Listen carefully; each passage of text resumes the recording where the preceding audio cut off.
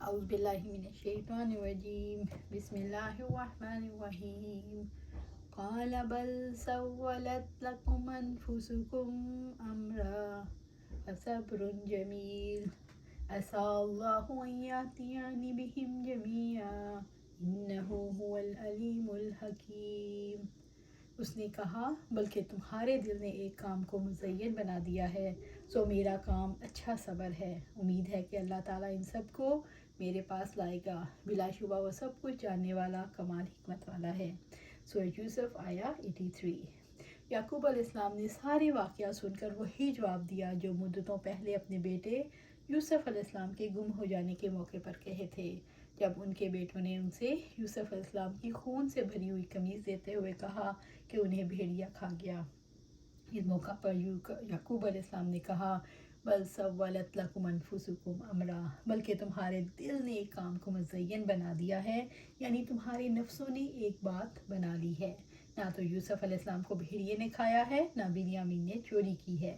فصبر جمیل، سو میرا کام اچھا صبر ہے، یعنی میں اس معاملے میں صبر جمیل کی پناہ لیتا ہوں، جس میں اللہ تعالیٰ کے ساتھ ناراضی ہے، نہ بے صبری کا مظاہرہ اور نہ مخلوق کے پاس شکوہ۔ رب العزت نے ارشاد فرمایا اور یقیناً جو صبر کرے اور معاف کر دے تو بلا شبہ یہ یقیناً بڑی ہمت کے کاموں میں سے ہے۔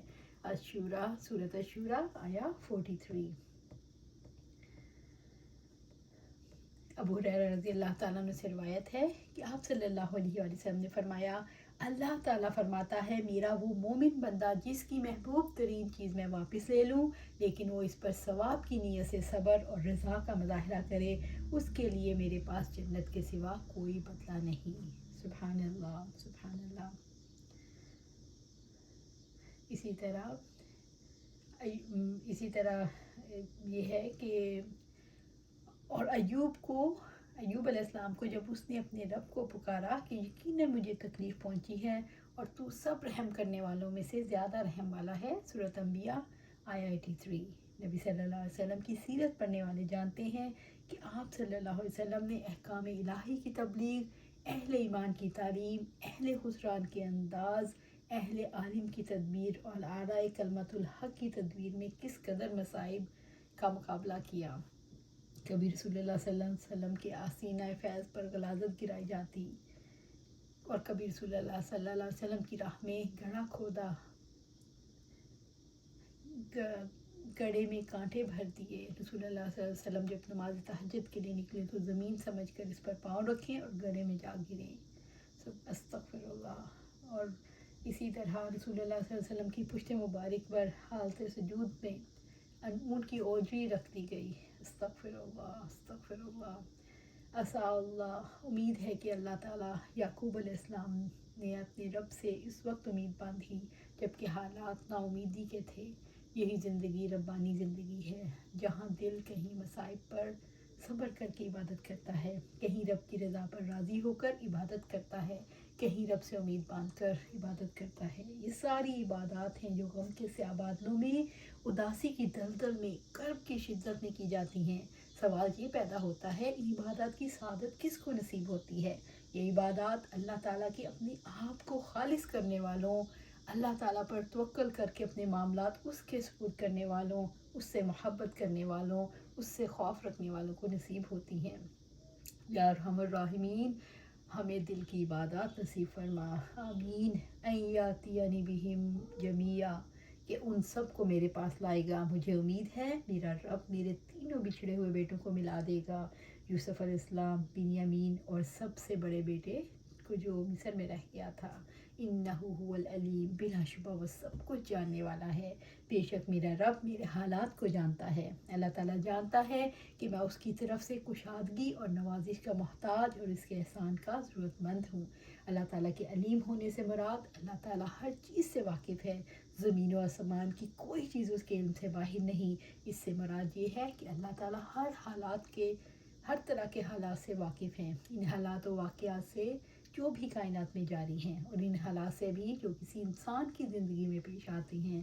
اللہ تعالیٰ ہر طرح کے حالات میں انسانوں کے دلوں کی کیفیت کو جانتا ہے۔ اللہ تعالیٰ کے علیم ہونے کا تقاضا یہ ہے کہ انسان اپنے معاملات اللہ کے سپرد کر دے۔ الحکیم، کمال حکمت والا ہے۔ اللہ ताला अपने अहकामात और फैसलों में कमाल हिकमत वाला है। अल्लाह ताला के हकीम होने से मुराद ये है कि इस कायनात में असल हिकमत अल्लाह ताला के पास है। इसके सारे काम, सारे फैसले हकीमाना होते हैं और हालात व वाक़यात इसकी हिकमत के मुताबिक वक़ू पज़ीर होते हैं और इसकी हिकमत के मुताबिक लोगों के सामने खुलते हैं। जिसने अपनी हिकमत रब्बानी के तकाज़े के मुताबिक हर चीज़ का अंदाज़ा और उसका वक्त मुकर्रर किया है। अल्लाह ताला के हकीम होने का तकाज़ा ये है कि इंसान अपने मामलात अल्लाह ताला के हवाले कर दे, अल्लाह ताला पर भरोसा रखे और अल्लाह ताला पर ही यकीन रखे। वतवल्ला अन्हुम वक़ाल या असफ़ा अला यूसुफ़ा व अब्यज़्ज़त ऐनाहु मिनल हुज़्नि फ़हुवा कज़ीम। और उसने याकूब अलैहिस्सलाम ने उनसे मुंह मोड़ा और कहने लगा, हाय अफसोस यूसुफ पर, और गम से उसकी आंखें सफ़ेद हो गईं, चुनाचे वो गम से भरा हुआ था। हज़रत यूसुफ अलैहिस्सलाम। सूरत यूसुफ आया हज़रत याकूब अलैहिस्सलाम, सूरत यूसुफ आया 84। वतवल्ला अन्हुम, और उसने उनसे मुंह मोड़ा। बेटों से बिन्यामीन की खबर सुनकर यूसुफ अलैहिस्सलाम का पुराना ज़ख्म ताज़ा हो गया। उन्होंने बेटों की तरफ मुंह फेर लिया। वक़ाल या असफ़ अला यूसुफ़ा, और कहने लगे हाय अफसोस यूसुफ पर। उन्होंने सर्द आबर कर कहा, हाय अफसोस, यानी पुराना हुज़न और गम और ना ख़त्म होने वाला इख्तियार जो याकूब अलैहिस्सलाम ने अपने दिल में छुपा रखा था ज़ाहिर हो गया, और इस नई और पहली मुसीबत को निस्बत कदरे हल्की मुसीबत ने पहली मुसीबत की याद को ताज़ा कर दिया।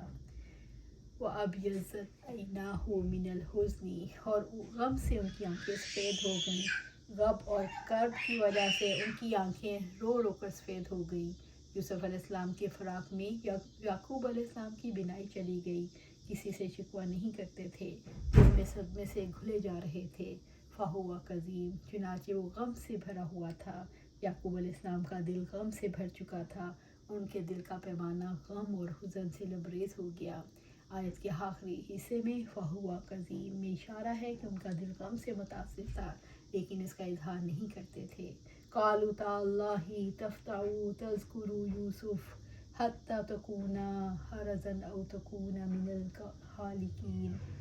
बेटों ने कहा, अल्लाह ताला की कसम, आप तो यूसुफ ही को याद करते रहेंगे यहाँ तक कि आप खुल कर मरने के करीब हो जाएं या हलाक होने वालों में से हो जाएं। सूरह यूसुफ आया 85।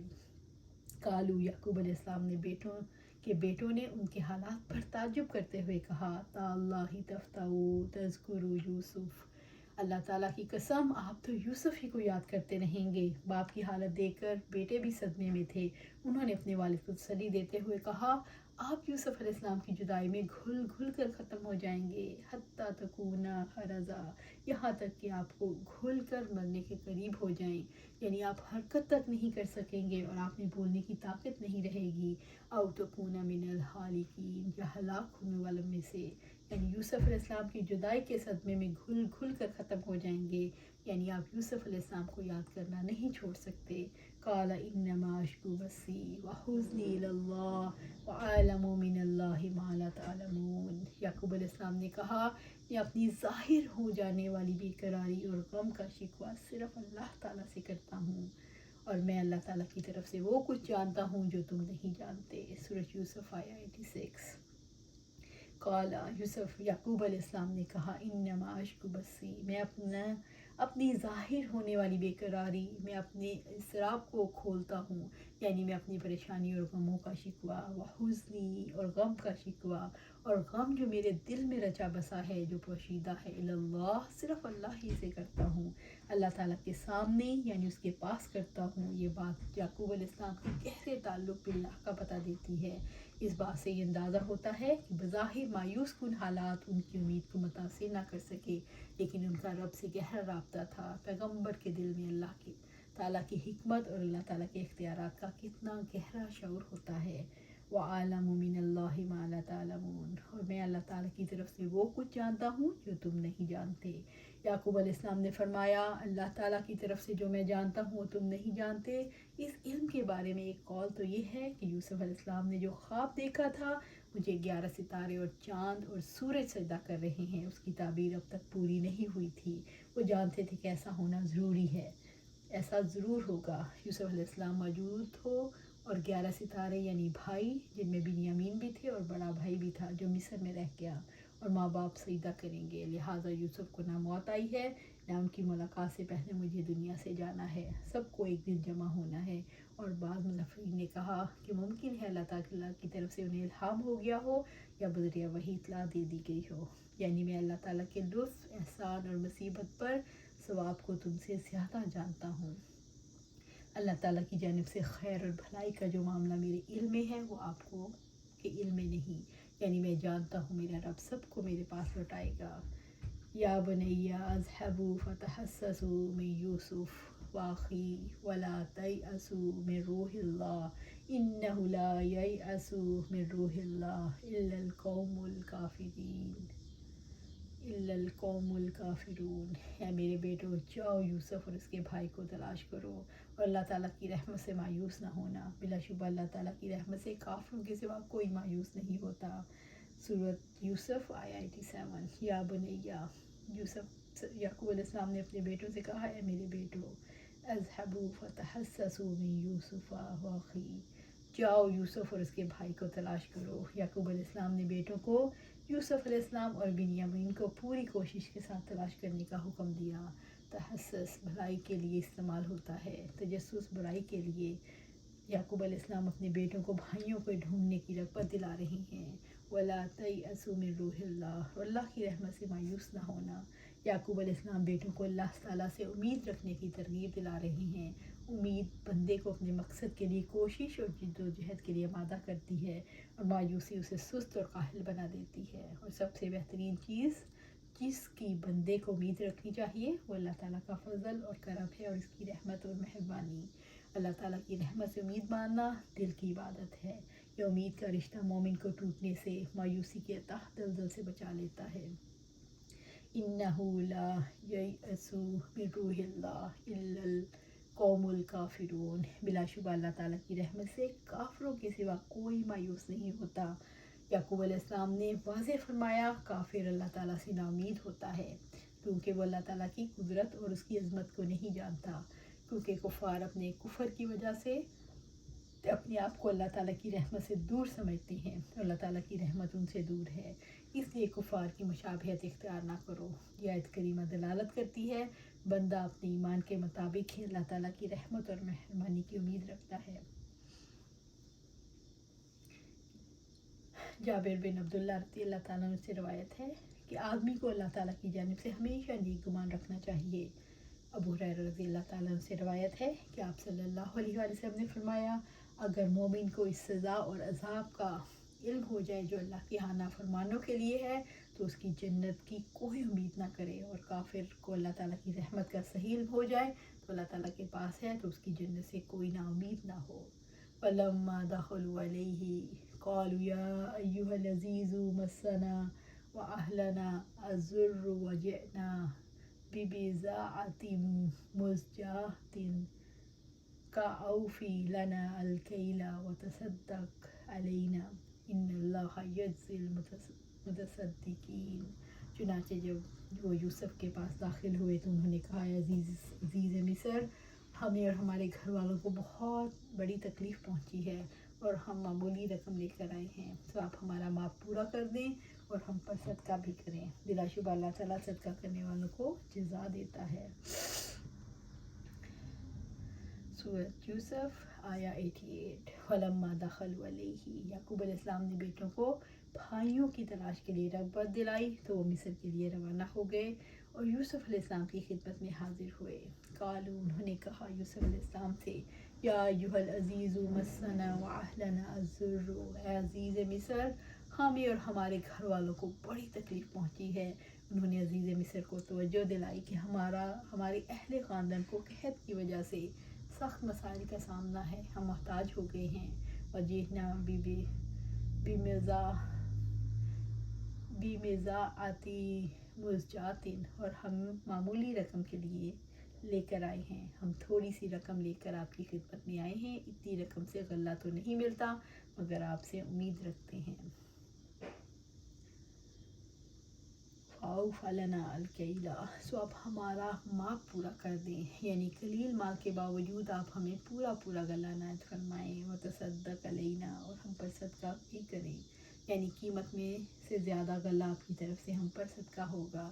ان اللہ یجزی المتصدقین، بلا شبہ اللہ تعالیٰ صدقہ کرنے والوں کو جزا دیتا ہے، اللہ تعالیٰ صدقہ کرنے والوں کو دنیا اور آخرت میں بہترین اجر عطا فرماتا ہے۔